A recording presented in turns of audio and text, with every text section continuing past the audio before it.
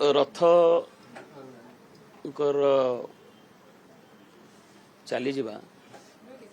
ओडिशार काव्य जगत नुहे ओडिशार सृजनशीलतार जगत को एक अपूरणीय क्षति कारण सी गोटे आधुनिक जो ओडिया साहित्यर जो धारार श्री राधा नहीं विभिन्न जो रचना से करिसेंती कालजयी रचना जो रचना सृजनशीलतार उत्तुंगता एवं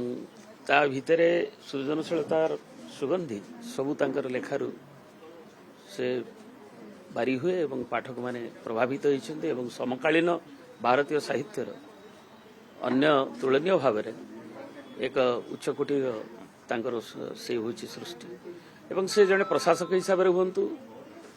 एवं जने विशेषकर कवि हिसाब रे पद्म विभूषण पाइछन्ते किंतु लोकों हृदय से राज करिछन्ते तांकर लेखनी माध्यम